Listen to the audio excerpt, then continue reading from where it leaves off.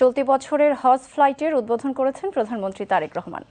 শুক্রবার রাতে হজরত শাহজালাল আন্তর্জাতিক বিমানবন্দরে আনুষ্ঠানিকভাবে হজ ফ্লাইট উদ্বোধন করেন তিনি। বিমানে হজ যাত্রীদের সঙ্গে কুশল বিনিময়কালে প্রধানমন্ত্রী তারেক রহমান বলেন, এবছর 12,000 টাকা টিকিটের দাম কমানো হয়েছে, চেষ্টা থাকবে আগামী বছর আরও কমানোর। তিনি দেশ ও দেশের মানুষের জন্য দোয়া করতে হজ যাত্রীদের প্রতি আহ্বান জানান। খোরশেদ আলমের রিপোর্ট, ক্যামেরায় ছিলেন মোহাম্মদ মনিরুজ্জামান। আনুষ্ঠানিকভাবে শুরু হয়েছে হজ ফ্লাইটের কার্যক্রম। শুক্রবার রাতে হজরত শাহজালাল আন্তর্জাতিক বিমানবন্দরে প্রধান অতিথি হিসেবে উপস্থিত থেকে এই কার্যক্রমের উদ্বোধন করেন প্রধানমন্ত্রী তারেক রহমান। তিনি BG3001 যাত্রীদের সঙ্গে কুশল বিনিময় করেন এবং তাদের হাতে শুভেচ্ছা উপহার তুলে দেন। পরে বিমানে হজ যাত্রীদের সঙ্গে মোনাজাতে অংশ নেন প্রধানমন্ত্রী।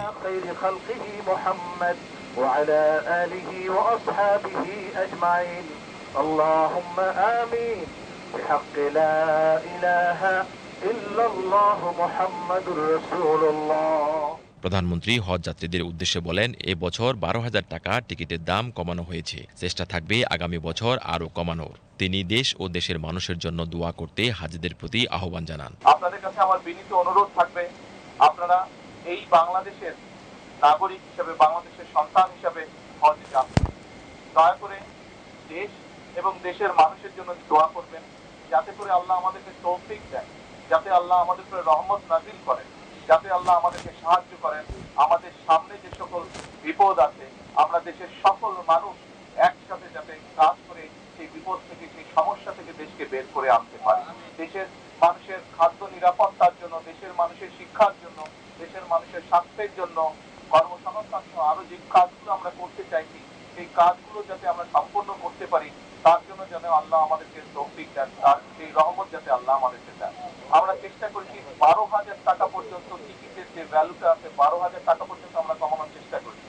ইনশাল্লাহ আমাদের চেষ্টা থাকবে যে আগামী বছর আমরা যাতে আরো খরচটা কমাতে পারি, যাতে আগামী বছর হয়তো আপনাদের দেশ থেকে কেউ যাবেন, আরো অনেক হাজি যাবেন, তাদেরকে যাতে আরো কম খরচে আমরা হজে পাঠানোর ব্যবস্থা করতে পারি। এর আগে প্রধানমন্ত্রী তারেক রহমান আশকোনার হজ ক্যাম্প পরিদর্শন করেন। তিনি ক্যাম্প ঘুরে যাত্রীদের সঙ্গে কুশল বিনিময় করেন। প্রধানমন্ত্রী হজ যাত্রীদের সার্বিক খোঁজখবর নেন এবং তাদের যাত্রা নির্বিঘ্ন করতে সংশ্লিষ্টদের প্রয়োজনীয় নির্দেশনা দেন। আগামীবার ইনশাল্লাহ যারা যাবে, আমরা চেষ্টা করছি ইনশাল্লাহ যাতে তাদের সমস্যা অনেক কম হবে না, আমি বলতে পারছি না, ইনশাল্লাহ আমরা চেষ্টা আরো কিছু দোয়া করবেন, আমরাও দোয়া করি আপনারা সুস্থভাবে ফিরে আসেন। পরে ক্যাম্পে অবস্থানরত হজ যাত্রীদের সঙ্গে মোনাজাতে অংশ নেন প্রধানমন্ত্রী। আল্লাহ খোঁজ খবর নিতে এসেছেন মাওলাই গরিব, আল্লাহর পূর্বে আমরা আল্লাহ কোন প্রধানমন্ত্রীকে পাইনি, প্রধানমন্ত্রী হায়াতে তৈয়বা দান করুন। আল্লাহ সুশৃঙ্খল ভাবে আল্লাহ জনগণের চাহিদা অনুযায়ী দেশ পরিচালনা করার তৌফিক দান করুন। আলহামদুলিল্লাহ।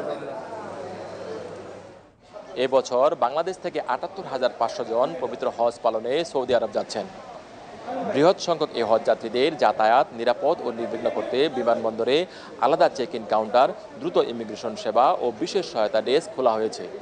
বিমান বাংলাদেশ এয়ারলাইন্স, সৌদি এয়ারলাইন্স ও ফ্লাইনাস এয়ারলাইন্সের মাধ্যমে আগামী ২১শে মে পর্যন্ত হজ ফ্লাইট পরিচালনা করা হবে। ফিরতি হজ ফ্লাইট শুরু হবে ৩০শে মে। খোরশেদ আলম, বিটিভি নিউজ, হযরত শাহজালাল আন্তর্জাতিক বিমানবন্দর, ঢাকা। পবিত্র হজ পালনের উদ্দেশ্যে বাংলাদেশ থেকে শুরু হয়েছে এবছরের হজ যাত্রা। রাজধানীর আশকোনা হজ ক্যাম্পে শেষ মুহূর্তের প্রস্তুতি শেষে বিশেষ ব্যবস্থাপনায় হজ যাত্রীরা রওনা হচ্ছেন বিমানবন্দরের উদ্দেশ্যে। মোহাম্মদ শহীদুজ্জামানের ক্যামেরায় বিস্তারিত জানাচ্ছেন সহকর্মী গোলাম মর্তুজা। পবিত্র হজ পালনের উদ্দেশ্যে শুরু হয়েছে এবারের হজ যাত্রা। রাজধানীর আশকোনা হজ ক্যাম্পে এখন শেষ মুহূর্তের ব্যস্ততা।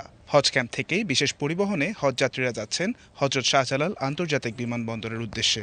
ক্যাম্পের মূল ফটকে স্বজনদের ভিড়, কেউ বিদায় জানাতে, কেউ শেষবারের মতো দোয়া চাইতে। আবেগঘন এমন দৃশ্য যেন প্রতি বছরেরই চেনা চিত্র। এর আগে গত রাতে হজ ফ্লাইট কার্যক্রমের আনুষ্ঠানিক উদ্বোধন করেন প্রধানমন্ত্রী তারেক রহমান। প্রথম দিনে মোট 14টি ফ্লাইট পরিচালনার কথা রয়েছে।